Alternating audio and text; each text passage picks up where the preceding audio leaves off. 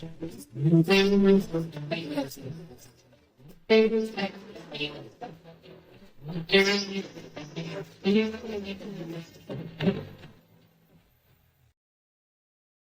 and welcome back to the Go for Two podcast. This is episode 292, which is mental. We've nearly done 300 episodes. I'm Liam, your host. As always, I'm joined by the man with many hats, of course, Mr. Muggs NFL. Patrick, how you doing, mate? Yeah, good. I've gone Kelly Green for you this week, so it's alternative for a Tuesday recording. I went. Probably the best colour, arguably, that the Eagles have. Best jersey in the league. I listened to a podcast on Sunday. They said that was the best. What's the word they call it? Not retro. The alternative, is it? But basically, the best non-normal jersey, Kelly Green, was by far the winner. So, what I will say is one of the teams we're going to talk about today just released a great alternative jersey. Have you seen it? The Bucks Road Creamsicle jersey, the white with the orange and red. That looks great. Yeah, I've seen that, yeah. Baker Mayfield, I think, in the middle of the photo, looking very suave in it, yeah. That's an old school one, isn't it? They used to wear that all the time, I think. Yeah, but back when they couldn't win a game, somehow it caught on as like the great cool jersey. They never won anything in that. It used to be like 2-14 every year. And that is their jersey for this year when they're trying to make a Super Bowl run. So, yeah. But yeah, one of the teams we're going to talk about today, because we're on to division previews and we're on to the NFC South this time. But yeah, before we get into that, I've heard you've watched what you said 5 episodes of the Quarterback Show on Netflix. What's your early? I would say no spoilers, but you all know how the season ended. But what's your early synopsis of how you found it? Yeah, no spoilers. The overriding theme is can the Bengals make the playoffs, which is quite pleasing, isn't it, for you when you kind of catch that up. But it's okay. The big thing that I thought that no one else has really spoke about it. It really could have done with a touch of diversity because Burrow, Goff, and Cousins are all just a variation of the same guy, really. Do you know what I mean? Joe Burrow mixes in his bit of fashion. There's like a bit of fashion in there with it, but all three are the same guy. They could have done a little bit of variation, but I know a lot of guys turned it down, didn't they? Do you remember that from last summer? I know Hurts turned it down. So, yeah. But it's still very watchable. Fills a gap, done it, between now and September. Well, it's a good luck charm, right, isn't it? Because Mahomes won the Super Bowl and he did it. They've just done the NBA version, which had Halliburton and Shea in it, and they both got to the finals. Yeah. So maybe Joe Burrow is trying to get some luck and get himself get himself to the Super Bowl. Well, we'll see. But cool, yeah. There's not really any of the news to talk about. There's some suspensions and annoying NFL stuff that we don't really want to touch on. Maybe we'll talk about some of that with the teams involved. Feedback from the first video episode has been pretty good. We've had some nice comments on Patrick's hat selection, which is good, and some comments that I look at my second screen too much. So that's something for me to work on. And I can't remember the guy's name, but what was the guy's name who did our intro and outro video? We probably want to shout him out. Chris. Broncos fan, I believe. I think I remember rightly. He's a Broncos fan, so yeah, thanks to him. Yeah, nice. Yeah, it looks really good. So yeah, we're glad we've got an intro and an outro video now. But yeah, let's go into the preview. So same as last week, we're going to talk about all the teams in the order they finished last year. Talk about coaching changes, key additions, win total, obviously strength of schedule briefly, and then a reason to believe in that team, and then a reason why we don't believe in that team. And then we'll end with 3 questions, which is division order, how many teams we think will make the playoffs in that division, and then if we go under or over each team's win total. I think NFC South might be more interesting this year than probably it was last year. But yeah, they finished last year. Bucks won the division, then the Falcons, then the Panthers, and the Saints came in last. We'll start with the Buccaneers, the team with a nice jersey. So Egbuka was the main addition in the draft, the first round pick that surprised everyone. Everyone thought they'd go defense, and they went with offense. Hassan Reddick came in to rush the passer off the edge, player they really need. And they got Morrison in the second round of the draft and Parrish in the third round, 2 cornerbacks to replace some of their veterans. For coaching changes, Liam Cohen's out. We spoke about him last week on the AFC South pod. And then Josh Grizzard, one of the best names we're going to read out on this show. He's the new OC, and he was last year's pass game coordinator. Their win total is 9.5. So I don't know if you thought it would be higher or not than 9.5. We'll talk about that in a minute. And their strength of schedule is the 10th easiest in the league. So again, all these teams today have got easy schedules because they all play each other. So it's a good place for them to be. Without revealing your pick already, did 9.5 surprise you? Obviously, Bucks pretty perennial playoff team over the last 5 years. Good general manager, head coach has got an extension. Does that surprise you? 9.5? Think it'd be higher? NFC? Yeah, I mean, they've won 4 divisions in a row. Yep. Yeah, that seems a little bit measly to me. To be honest with you, that surprised me a little bit. Yeah.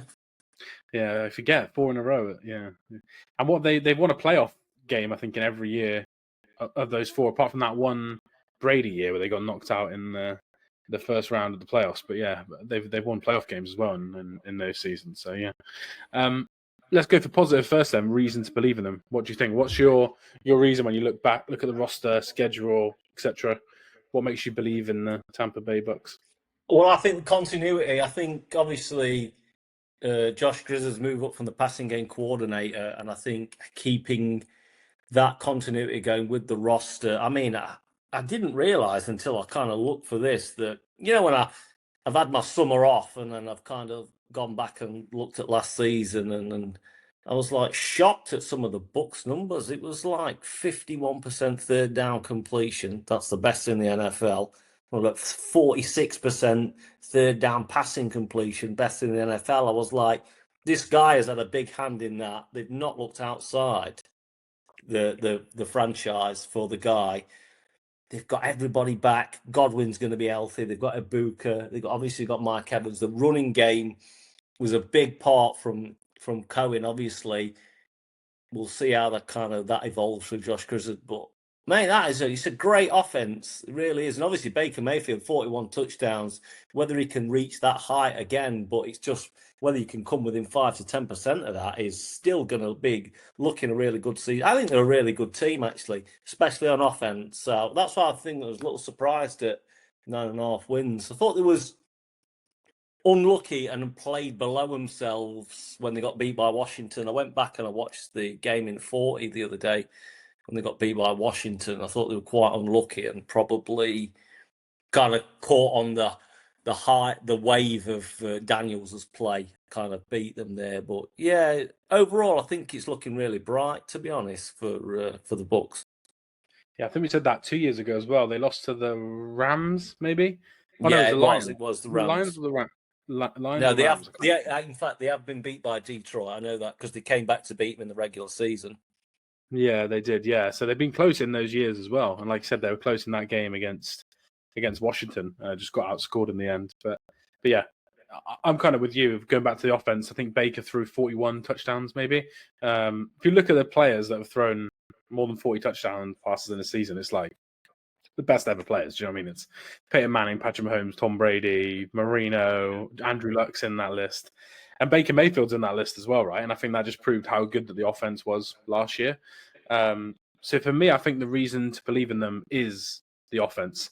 I think the offensive line is one of the best in the NFL. We spoke about the weapons. You've got Ibuka, who's basically Chris Godwin light, I would describe him as. And Chris Godwin, got hurt again last year, so he's coming back from an injury. I think the reason for me to believe them is just the offense in general. I know they've lost Liam Cohen. That will be a loss, but I think the continuity that you mentioned will probably take over and the offense will still be good. Now, I'm not sure, even if the offense is as good, will Baker play that well?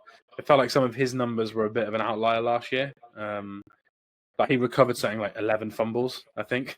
He goes on those kind of long runs out of the pocket, gets hit, small guy, can't hold on to the ball, but he collected 11 out of the 13, I think it was, something like that. I think that's a worry for me, but I think the offense should still be pretty explosive and they should still score loads of points in a division where I'm not sure the defenses will be that great at stopping them. No, I think overall, the defenses in this division could be the worst of any division in football. I mean, if you look on paper, I mean, you got the Bucks defense. It's pretty standard.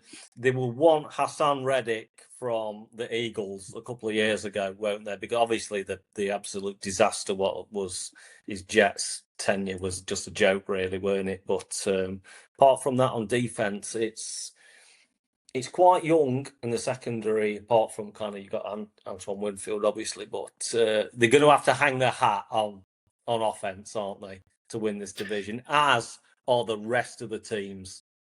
Yeah, agreed.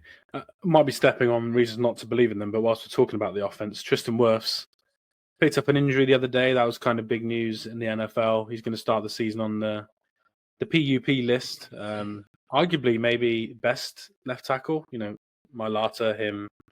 I know Trent Williams as well, even though he's a bit older now.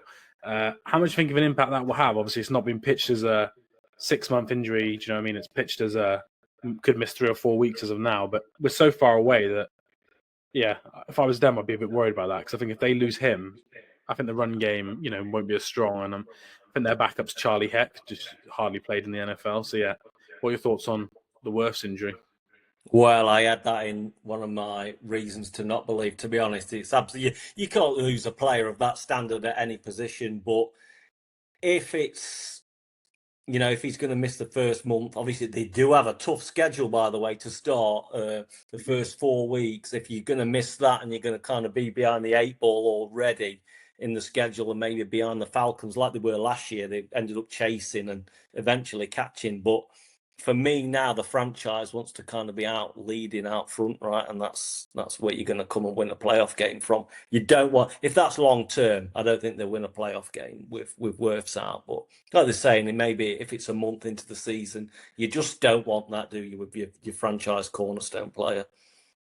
No, yeah, especially at his age. Obviously, right tackle, move to left, just an elite player.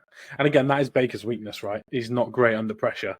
And the reason why the Bucs offense was so good is because, yeah, the offensive line played a lot better than people thought. It was one of the best offensive lines in the NFL last year. So yeah, if they miss him, that'll be a big worry. Cool. Let's carry on. I guess talking reasons not to believe in them. I'm going to be specific, and I'm going to go with the middle of the defense. Is why. Vita Vea, really, really good player. I think he was 2018 draft pick. But there's not much behind him. Greg Gaines hasn't played well for a couple of years. The edges are fine, but if you look at the middle of the defense, I don't think there's much there backing up in the interior. I think Lavonte David maybe kind of, I don't want to say past it now, but last year he got picked a lot in coverage, and I think that could be an issue again. The rest of the linebackers I don't really believe in. And I do like the safety as an Antoine Winfield Jr., but the other starting safety, I think, it's probably going to be a 2024 draft pick by the looks of what's coming out of their summer camps. So, yeah, for me, I think it's the whole middle of the defense. You've got Vita Vea and Anton Winfield, great players. Everyone else I'm worried about. And if either of those players get injured, I think teams will just pick them up and down the field, going down, either in the run game or the pass game. I mean, Lavonte David, I think it's coming up to year 14 for Lavonte David. If it's either 13 or 14, it's a long time to be playing middle linebacker in the NFL, where the game has changed and there's kind of more motion coming across into the game. So it is, yeah. I can see where you're coming from there. Mine was about the defense as well, and it's just we're talking about the Bucs. It's the reason to believe in winning multiple playoff games, right? They're sat there and thinking Washington went to the NFC Championship game with the chance to go to the Super Bowl. That should be us, with the kind of way that they've constructed their roster and spent on the offense, the draft capital that they've spent. They think that should be them, and that one thing there could hold them back, couldn't it? Against the big firepower in the NFC. In terms of what I mean by that is, when it comes to the playoffs, there's multiple ways teams like Detroit, Philadelphia, and Washington can beat you, especially with the quarterback with the legs. So it's a reason to be really cautious on, I think, isn't it, overall? Yeah, and I think that's one of the reasons why I looked at it as well, is all those teams will run the football well, I think. Even the Rams, I think the Rams, Kyren Williams, that offensive line, they'll run the football well.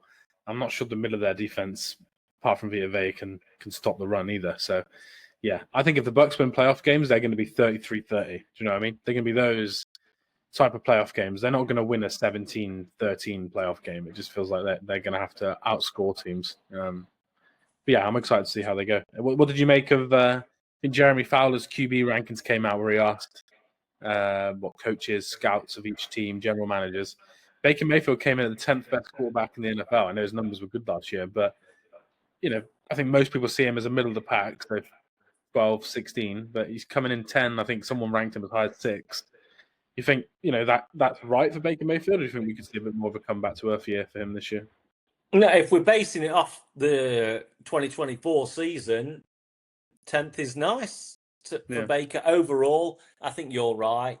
Me and you see him as a middle of the pack on the positive side. That is, given his physical traits that they actually brought into the NFL, I think he's done very well and managed his career great after having a lot of letdown, obviously in Cleveland, and then passed around Carolina and the Rams, and then to have this comeback is not usual, is it? So for him to be kind of ranked there is, really good. I think that's what Jalen Hurts was number 9, wasn't it? I think, and then people have been arguing about that on my Twitter a little bit. So it's just, me, I'm not a massive list person, to be honest with you.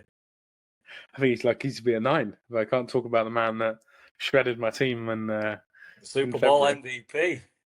I know, unfortunately, should have been Cooper DeJean, but it's a separate issue. Cool. Let's rather than leave win totals to the end, whilst we're talking about each team, let's talk about win totals and we'll do playoffs at the end. So the win total was 9.5. I don't mind going first. I did put over. I do look at the schedule. If you look, again, they're 10th, but if you actually look at each game, I think it is a good schedule. I think they'll be disappointed if they lose any games to 2 teams in the division in particular. I think this is a 11-win team if they get the right health luck. So I'm going to go over 9.5 for me. Yeah, I'm going over as well. First 7 games going to be tricky to navigate, except maybe a home game against the Jets, who we're not kind of sure on the fields what that's going to look like. The rest of it's pretty hard. I mean, first game of the season at Atlanta is absolutely massive. Your massive division rivals, great. The Texans, Jets, Eagles, Seahawks, 49ers, Lions. It's tough. The end is really nice and exactly what you want. So if they're in the driving seat come mid-November, they're going to be looking good. I'm definitely going over. Yeah, I'd be really disappointed if they went under 9.5 wins, actually. Yeah, there'd have to be a lot of injuries for me, I feel like. But yeah, because again, I think they should have given Liam Cohen the job. They've stuck with Todd Bowles, extended him. You can't go under 9.5 wins, well, 9 wins, obviously, in real life if you're Todd Bowles. But by the way, mentioning that Tristan Wirfs' injury and the hard start, maybe a team that we keep on our radar. They're 5 weeks in, they've only won 1 game. We don't hit the panic stations because we know that end of the schedule. Do you know what I mean? Looks quite good because if you're them, you'll want to ramp up throughout the season and peak come playoffs, won't you? So yeah, one to keep an eye on because you know what happens if they lose the first 3 games. Every other podcast will be panicking. So we'll see. Yeah, exactly. Yeah, and they did the same last year. They caught Atlanta in the end by having the easy schedule backloaded. So it's there. Yeah, definitely. Cool. On to that team then. On to the Falcons, the team with the most expensive backup in the NFL. They definitely went a different approach to the Bucs. They went purely defense in this offseason. Obviously, Jalen Walker from Georgia, interior/exterior defensive line. They did that James Pierce draft pick as well, the trade up for him, another edge rusher, a trade that we didn't love. And to be honest, I haven't heard any podcast like the fact they spent an extra first-round pick on him. They added Leonard Floyd as well, another pass rusher, so they've not had a 10-plus sack player in a long time. They're definitely trying to find one. And then, Jordan Fuller was the other name I wrote down. Safety, been in the league a long time. It feels like they need another safety back there, obviously with their star man to try and stop some of these offenses in this division. In terms of change on the coaching staff, the main one is Jeff Ulbrich is in at DC, former Jets head coach / DC. Ironically, his scheme is known for rushing 4 and having good 4 pass rushers. So no surprise they've spent a lot of money on pass rushers this summer. Hopefully his son stops causing him issues and costing him hundreds of thousands of dollars in fines. That was him, weren't it? Yeah. It was him, yeah. His son was the one who prank called everyone in the draft, for anyone who doesn't know. And the fine was literally $500,000. Because I saw Robert May's tweet, can you imagine if your son literally cost you $500,000 at work? That's an absolute mental thing to think about. Their win total is 7.5, and their strength of schedule is the 4th easiest in the league. Spoiler: we've got the 3rd easiest coming later in the pod, but yeah, top 4 easy schedule. So the Falcons are in a good position. You seem surprised at 7.5. Is that a bit low? You felt? Yeah, I think so. 7.5. I thought Atlanta had a little bit more talk and hype around them coming into this season. Maybe not, but I kind of like the look of Michael Penix. So I thought 7.5 feels low. I think this division's going to be pretty good. Yeah, I think this division's going to be good. Yeah, we did it last year. Maybe we'll put it in a pod before the season where I think it was this division actually. We guessed which division would have the least total wins. I'm not sure this division will have the least total wins anymore. I think they can all beat each other. I think as well, which is the factor for the South. But yeah, let's talk positives then. Again, we think the win total might be a bit light. So reasons to believe in them. When you kick us off, what's your reason or reasons to believe in the Falcons? Having said that, it's tough to pinpoint. And the defense has been heavily invested in. The rush defense last year was abysmal, right? But Yep. you can't really say anything other than the defense is a total positive, right? That they've identified that and spent heavily.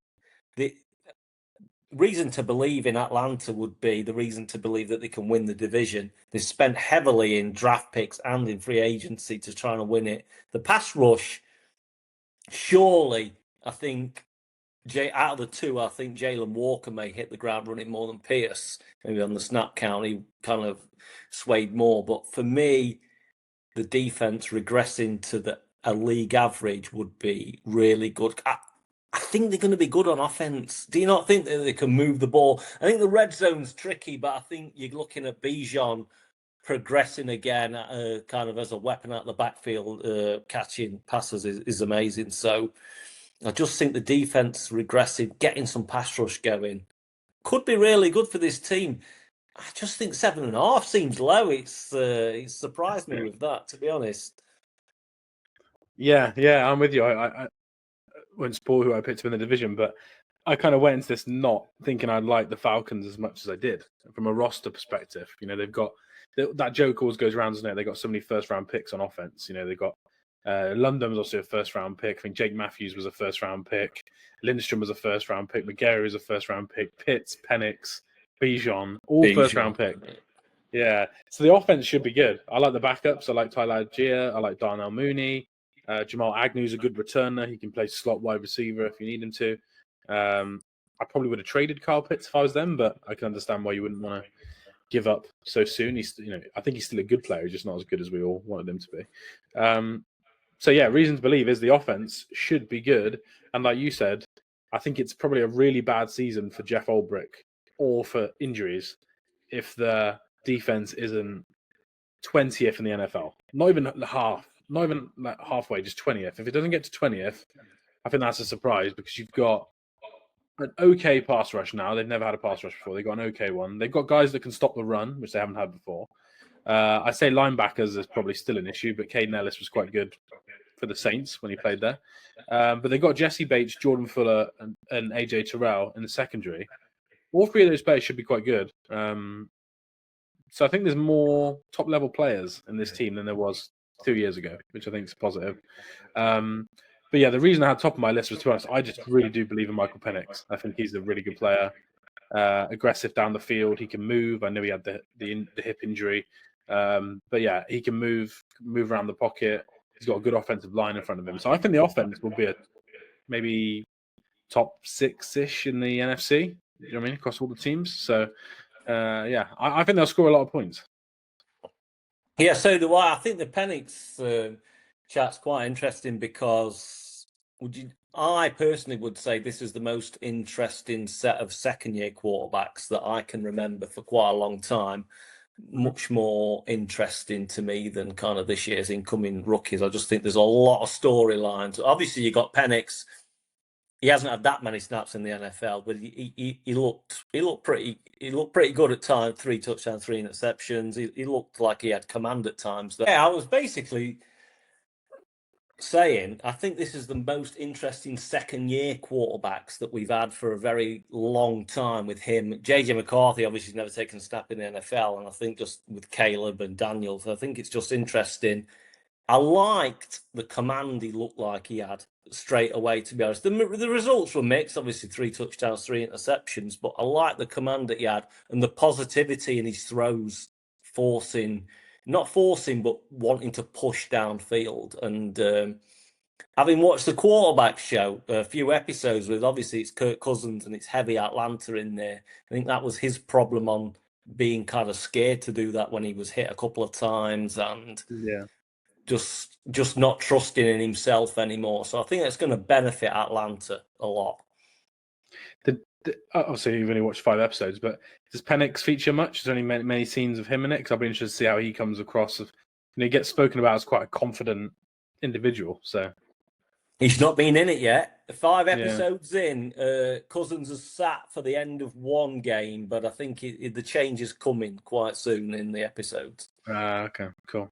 Yeah, I'm interested to see what he comes across like, because he's quite a confident guy, but quiet off the field. So yeah, we'll see. But yeah, I'm with you. I think he's what they need, really, compared to Kirk, and probably with these set of receivers as well, right? I think he's the type of guy that will give Drake London and Kyle Pitts a shot down the field for them to go and win. So I think, yeah, I'm interested. I really like him. I know Bo Nix played well, but before they were coming out, I was much higher on Penix than I was Bo Nix. So I'm hoping Penix looks good.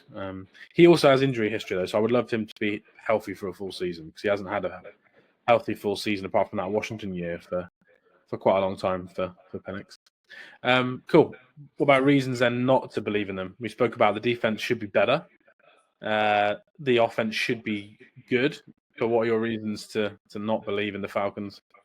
I don't know how much they've done to improve the run defense, which is obviously a massive issue later on in the season in the NFL. The schedule is easy, like you said. It's difficult at the start, a bit mirroring the Bucs. It's harder at the start and so kind of soft-loaded at the end. But for me, I worry about the run defense. Again, maybe they can cover that with obviously schemes with Ulbrich, but the talent is bottom half of the league talent in the run defense. That would kind of worry me the most. And then obviously you're hoping all your rookies can hit the ground running for you to improve, right? Yeah, exactly. I think that's a good shout. Yeah, for me, I think it was the other corners not named AJ Terrell was what I was looking at in the past game. You got Mike Hughes. I don't think maybe he's your third corner in the NFL, but I'm not sure he should be a starting corner. You got D. Alford, who's going to play nickel potentially, or the rookie they drafted, Bowman, I think. Both of those players are going to be risky if they started nickel, especially again in this division where you've got people that can attack you down the middle of the field. So for me, I was a little bit worried about that. And then the only other thing I wanted to kind of call out was they've got a new center this year. So the other center left and went to Chicago. So they've got Ryan Niesel, 2021 draft pick, I think, or signing. I don't know anything about him. And quarterback and center relationship is quite important in the NFL. They just lost one of the best ones in the NFC. And now they've got a new guy starting in the middle. So I'm sure that will have some bedding in period between him and Penix. So, yeah, that's probably something else I just wanted to call out on offense that could derail them a little bit. Yeah, I think there is issues throughout the rosters, and obviously the kind of the holes there. And I think a lot of it for me is, like you said, your unknowns with obviously Ryan Nusel, the center. But for me, it still feels low on the win total. I feel like we know enough about Atlanta to say that they're not going to be terrible. For me, if they win 6 or 7 games, then you're talking your head coach is in big trouble. I think Morris, obviously in his second season, would be in trouble with 6 or 7 wins. Yeah, I agree. And this is his second time round as well, isn't it? He's done it, but he's been a head coach before and it didn't work out for him. So yeah, this is probably his big opportunity. And it might be his last year with Zach Robinson as OC, because I think Zach Robinson's spoken about as one of the next good play callers, right? So they need to get it right this year. It feels like if you're the Falcons. I think we know where we're going with this, but where are you leaning win total wise? I think we know, but 7.5 under over. No, I'm gonna go over with Atlanta there, 7.5. I feel like it's a nice 9-win team. Yeah, I'm going over as well. I'd be surprised if they don't win 8 or 9 games. If they go under their win total, it's a definite new head coach, guaranteed, like you said. So yeah, I'm with you on that one. Now let's go on to the team that finished third. Then the most interesting team, I think, potentially for me, anyway, in this division. I wasn't quite sure what to do with them. That is the Carolina Panthers. In terms of key additions over the offseason, they added Ted McMillan in the first round of the draft. They also signed Rico Dowdle on offense, running back, to be their backup running back. On defense, they spent a lot of money. They added Bobby Brown and Torshawn Wharton on the defensive line, and then Trayvon Morig on defense, safety, that me and Patrick both really liked when he played for the Raiders. Coaching staff, this is the only one with no big changes. This is big year for this group. Obviously, got Canales as head coach. And you got Ajiro Ever, I think, as the DC. Again, someone that's been spoken about a lot highly and hasn't quite had the chance to do the job, right? And if his defense is bad again this year, I'm not sure what that says. What that says about him. So it's a big year for those guys. Their win total is 6.5. So yeah, similar to what it was where they ended up last year. And their strength of schedule is the 7th easiest in the league, so they've got quite a nice schedule as well. Big year for the coaching staff, it feels like, for me this year, mate. What do you think about where this is for them? Because it feels like they kind of just got to start winning now after years of not. 100%. I mean, Dave Canales needs to win some games. Bryce Young needs to win some games. It's not just on the coaching staff. I think this is when I look, I think this is the most interesting team in the division. And I know, having done a little bit of research, kind of like on Reddit and Twitter, on how the fans are feeling like they're going to win some games this season. So I feel like there's finally expectations in the Bryce Young era now. Yeah, and I think how he finished last year would only have kind of put that more into place as well. For anyone who doesn't remember, he was awful, absolutely awful to start the season. Got benched for Andy Dalton. Andy Dalton had a car crash. No one was seriously hurt, thank God, but I think he broke his thumb maybe, or his wrist. Bryce Young came back in and then was by far the best he's been in the NFL. So it was only a short sample size, but he played really well down the stretch of that season. So they'll be hoping that he can kind of hit the ground running and, make an impact again on offense for them. But we'll see. Let's talk about reasons to believe in them then. Like I said, I did find this an interesting team. I do feel like they've improved across the board. But is it enough? So for me, the reason I said to believe in them was I think it's probably the best set of weapons that Bryce Young has had. But then my caveat on my notes was it's still not the best set of weapons. But he has just not thrown to anyone before. Now he's obviously got Ted McMillan. Adam Thielen's come back. David Legette looked good down the stretch. Tommy Tremble looked quite good down the stretch. And they've got a relatively good group of running backs now. Chuba Hubbard was good last year. Dowdle played well for Dallas. And then they signed Trevor Etienne in the 4th round of the draft, who played quite well at Georgia, I think it was. So yeah, for me, the reason to believe in is I think the offense has the most talent it's had in a while, including the offensive line. It's just, is it as enough talent as the two teams we just spoke about? I'm not sure, but I think it's the best group Bryce Young's had since he's been in the NFL. He also, if you remember at the back end of the season, had a really good connection with Jalen Coker, who fits to maybe be 3 or 4 on the roster. He was, at times, kind of better than Xavier Legette, which is obviously not what you want for your first round wide receiver in the same draft. But I agree with you. I think the offensive line, they set that last summer in free agency. It's all on Bryce Young now.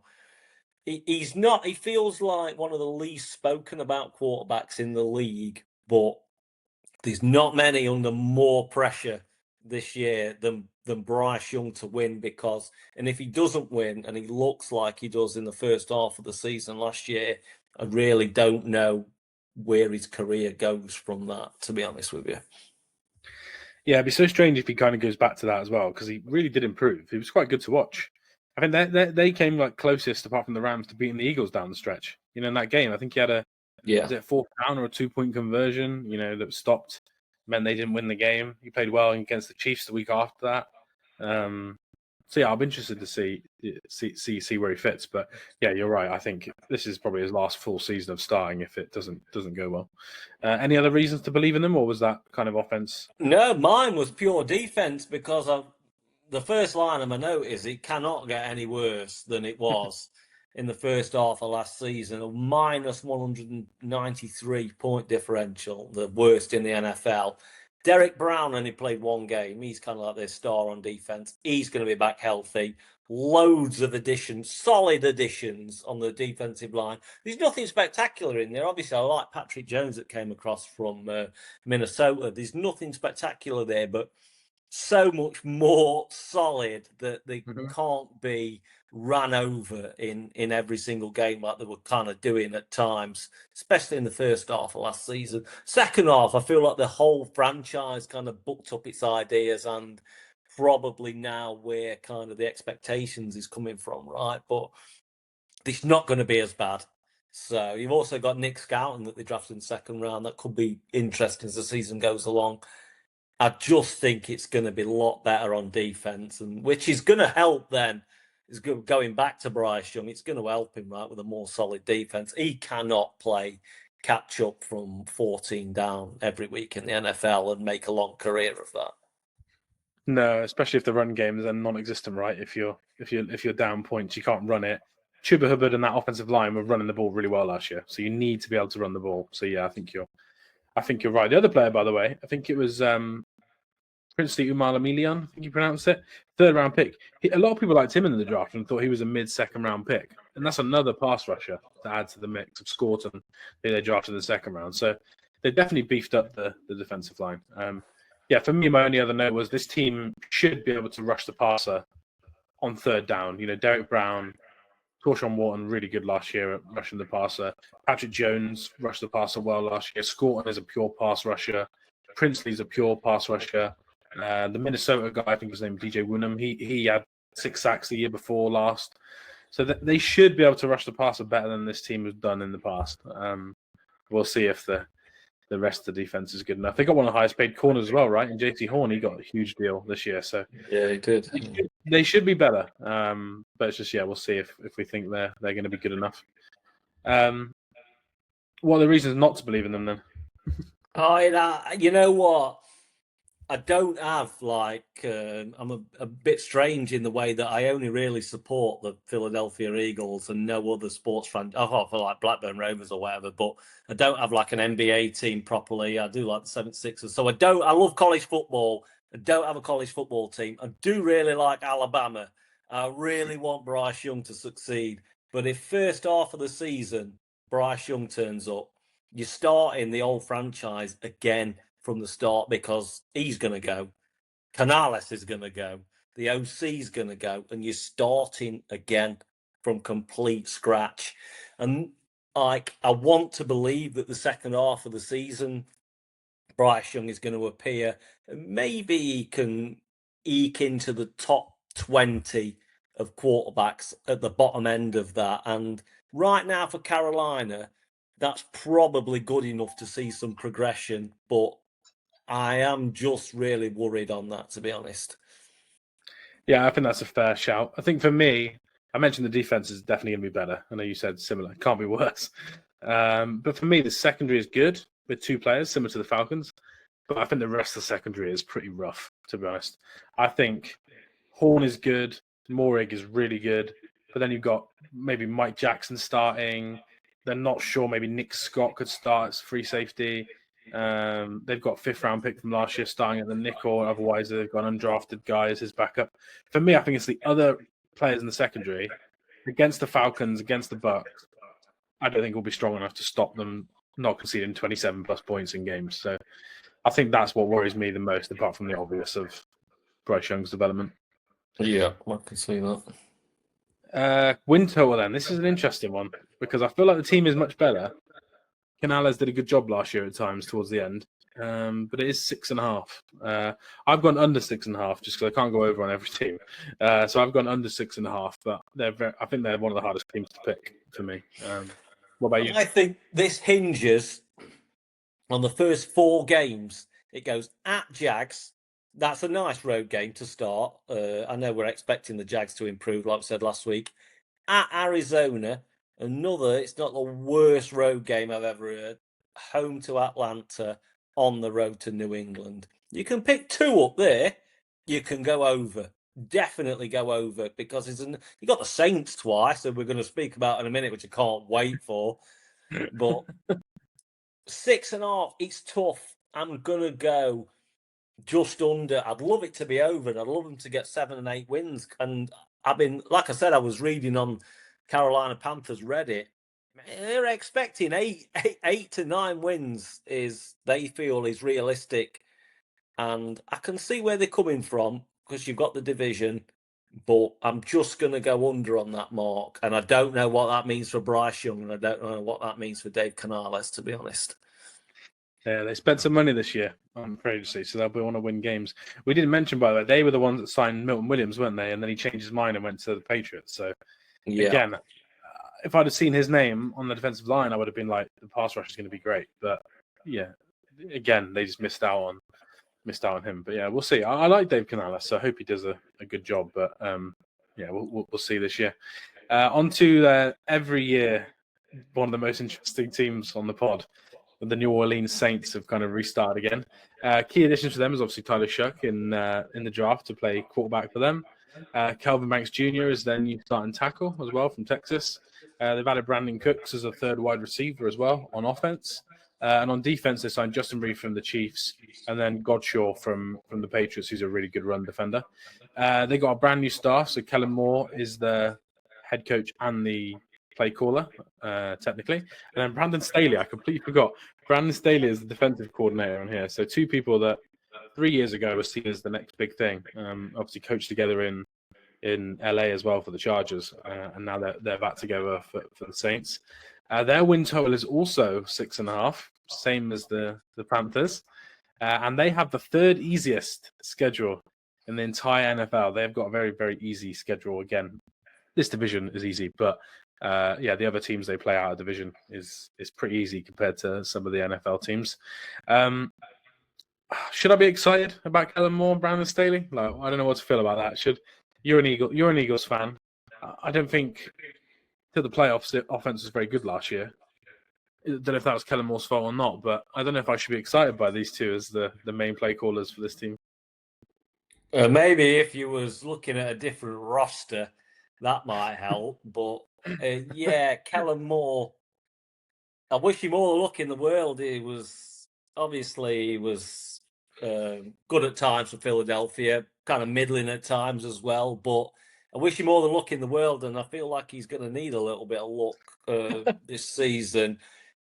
I don't think with the construction of the roster, obviously we're going to talk about that, is he shouldn't really be fighting for his job in his first year. Maybe we can discuss that in a moment. Yeah, but yeah, the excitement level has to be kind of tepid, right? Maybe if you can keep those two together and improve the roster gradually, then over the coming years, it could be a good tandem.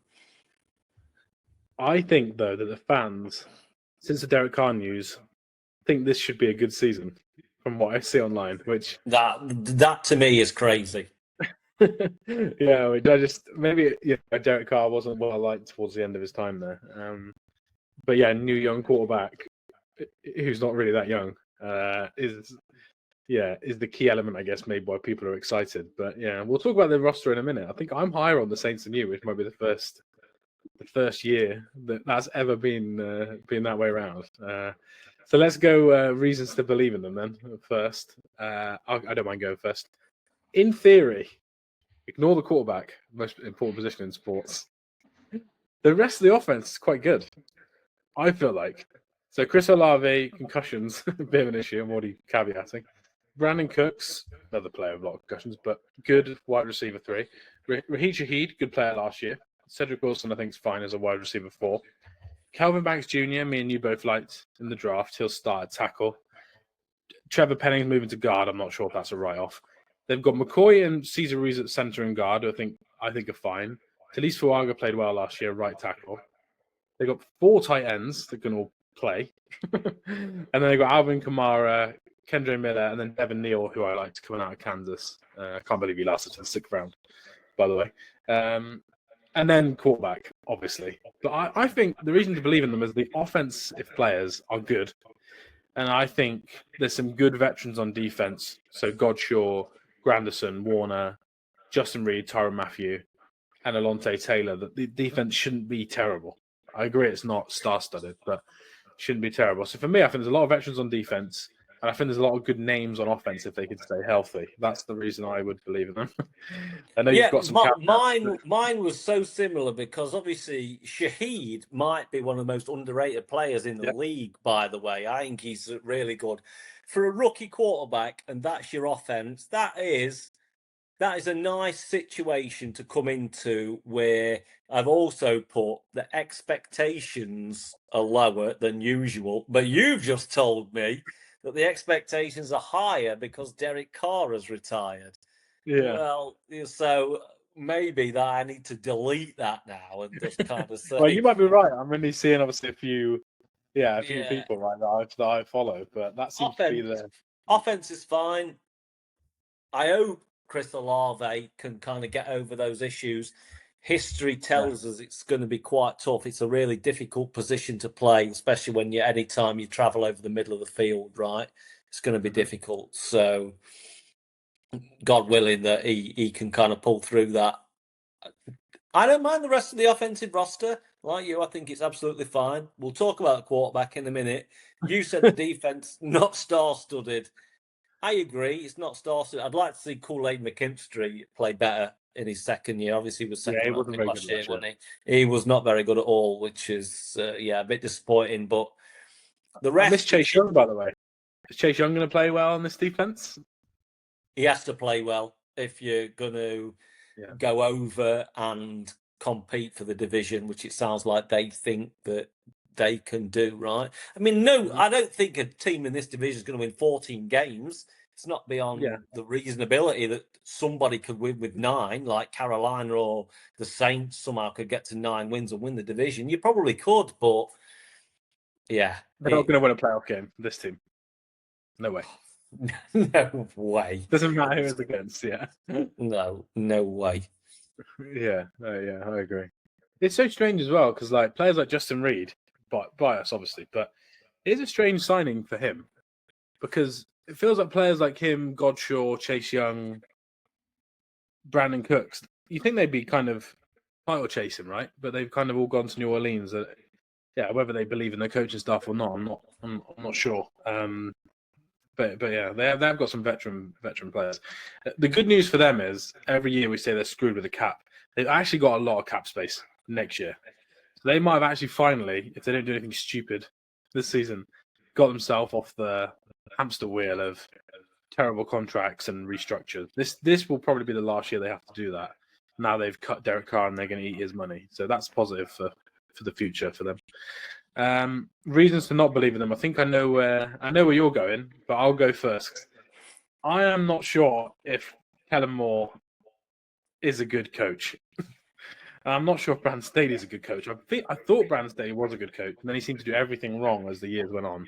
I know he's back to a DC now, right? So he doesn't have to worry about head coaching, which is good. But yeah, Kellen Moore sees the next big thing. The Chargers offense kind of regressed under him.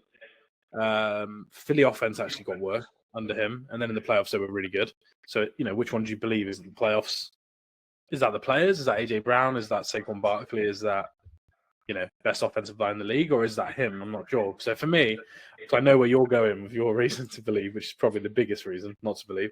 But I don't think the head coaches the coaching staff is great. I'm worried about that. I think that's fair on Kellen Moore because he's had zero, what would I say, thanks from any kind of Eagles fan or on any Eagles podcast about kind of the Super Bowl run. I mean, you just listed it off there. The talent on the Eagles roster is just incredible, to be honest with you. And they won the Super Bowl by playing powerful offense in the playoffs, scored the most points ever. I mean, just the line, the running backs, everything came together perfectly. It's going to be difficult. It went wrong for him in the end in Dallas. It's a tough roster to kind of prove yourself when maybe you're not kind of believed in so much. It's a tough job for him to take, I think. I think you're right there. We don't know that much about him because even in Dallas, when he was there, they still had a lot of talent. They still had a great offensive line, and they still had Dak and when Zeke was there, so they still had a lot of talent. So I do think it's a fair question. I think he's going to need more than 1 year, I think, to be able to prove it. Yeah, they need to give him 2 years if they think he's the guy. I completely agree Yeah. with you. They obviously did. They were very aggressive in recruiting him, right, to be head coach. They obviously do believe in him. And it's the first time they've gone away from their own coaching tree for years. So they obviously do believe in him. So yeah, I think out of fairness, you do need to give him 2 off seasons. This season, obviously, and then next off season as well. Because the other thing with him, which I think will lead us on to your reason not to believe, is Dak Prescott, obviously, at the Cowboys, and to be fair, Mike McCarthy, it was kind of his offense. Dak Prescott reads defenses, calls plays at the lines, protections, etc.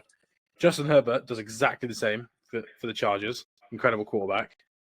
Hurts is different because of the running threat, right? So, there's a whole other scheme there of just him being able to run. That might lead us on to your reason why can he coach this quarterback to be good? Is that if I guess correct that Tyler Shock was going to be your reason? Yeah, I mean, it's certainly not Alvin Kamara's kind of waning legs or anything like that, to be honest, or his snap count, which has been so high throughout his career, but he still performs at a high level when he's healthy. Mate, you cannot tell me a worse quarterback room than this ever. Like I've ever seen in the NFL. Like in recent history, I don't want to go back to years and years and years. It's going to be ugly. Because you've got no fail-safe. Tyler Shook has to start because we've seen Rattler. You really wanted Rattler to I love Rattler. be good in the NFL. He looked bad. It's not happening. Jake Hayner, 4th-round pick. That's not happening there. Tyler Shook is going to start straight away, and he's got the thing is we spoke about it. He's got nice weapons around him. He was born in 1999, right? That is not the only reason that I don't like him. He was never really anything good in college. No one was spoke about him the whole time he was kind of there. He had a nice season with Louisville. He did. To end his career with. I honestly will hang any hat on this that I own, and I own a lot of them, that this is going to be bad, and the Saints will be picking definitely top 5 in the NFL. They were going to pick a quarterback next year. Maybe the guy Nussmeier from LSU. Maybe they'll do that, but they're going to pick one next year in the first round because I just don't think that they should have done that this year because they've got no. Where can you go if you're struggling? You're going to go to Spencer Rattler, who's also really struggled. So it's going to be tough sledging. Rattler Hive. I'm still in the Rattler Hive. We still believe. This year. But yeah, you're right. And also, the one thing you didn't mention though, it wasn't just about him not being that great in college. He'd been hurt a lot. That's the only reason why someone of his age is in the draft as late as he is because he missed 2 full seasons with ACL injuries, I think. His knees are completely shot. If you actually watch him play, he hates taking hits because he's always injured. If you watch any game that he plays, when someone goes to hit him, he does the whole Derek Carr, ironically, thing where he shies away and kind of gives himself up and just throws the ball away and gets a flag for intentional grounding. That's what he is. So yeah, it's probably a pretty big reason to not believe in the team is the fact the quarterback is probably not great. But yeah, I still believe in Spencer Rattler. So come on, Spencer, let's make the playoffs. Spencer Rattler, that'd be. He's going to start some games. He will start some games for the Saints this season. Yeah, he will. There were rumors. Who was it? I can't remember. Was it this year or last year? Maybe it's this year. But they've been spoken about trading up for 2 years in a row now, haven't they? These big trade ups from 9, from 11. Yeah. And they haven't done it. It feels like next year is the year that this team needs to. Especially if Callum Moore gets the rest of the team settled and it's a fine team. They've got loads of cap space next year, like I said. So, yeah, maybe the next year is the year for a quarterback and we can see the Saints do well. But... Yeah, they probably won't need to trade up for it either. They'll be sat right there. Well, that tells us the answer to the next 2 questions. 6.5. I've gone under 6.5. I assume you're under? Under. Definitely under. Cool. I didn't get your Panthers answer, by the way. Bad host from me. I picked Panthers under 6.5 as well. What were you going with Panthers? No, I believe I gave it to you. I just squeezed under with Carolina. Yeah. Oh, okay, sorry. Didn't write it down. Okay, cool. So that means for under-overs then, to clarify, we've actually gone the same this time, which I don't know if that's good or bad for this division. We've both gone Bucks over 9.5. We've both gone Falcons over 7.5. We've both gone Panthers under 6.5. You were just under. We both gone Saints under 6.5. I'm just under. Sounds like you're way under. So let's get into division order then. I've already wrote mine down, so I'm not going to change it. Who have you got winning the division? I'm going 5 in a row. Tampa Bay. I think the continuity that they got with the OC stepping up from the passing game coordination, got talented roster. I think Ibuka's going to be pretty good first year. I'm going the Bucks, to be honest. Yeah, same. I'm going for the Bucks as well. 11-win team, I think, for me. Really, really like the offense, and I think the defense is better. Is it not great? No, but I think it's better. Second, the division, I have gone for the team we've gone over on the win total, obviously, as well. I've gone for the Falcons to finish second. I think they'll win 8 or 9 games. I'll be surprised if they win double digits. If they do, it's because Michael Penix is really, really good if they win double digits. So, yeah, I've gone for Falcons to finish runners-up again. Yeah, I'm with you on that one. I think it's all going to be on Penix's kind of development in the league. Yeah, agreed. Third in the division, who have you gone for? Oh, Carolina. Definitely Carolina. I hope that they can push I hope within 6 or 7 games to go, they're 1 or 2 games back in the division and they can have some hope for the future. That is one of my big hopes and wishes for this season, is that Bryce Young can develop. Just finishing above the Saints is not going to be good enough, though, I don't think, for him to keep his own job. Yeah, the offense has to probably be really good, and they need to finish second or third, probably. Yeah, you would say. Well, I don't know if I regret this as much as the Jaguars pick that I'm already regretting 1 week on. But yeah, I'm going for Saints to finish third. Wow. In the division, and Panthers to finish fourth. Caveat that I do think it'll be quite close, but yeah, I think the Saints have got better players on their roster than the Panthers. Quarterback, not so much. Yeah, it's a shame that Taysom Hill's injured, isn't he? So he can't play at quarterback either, and they could just run the option for a few games. Like Kellen Moore would enjoy a bit of Taysom Hill in the offense as well. So.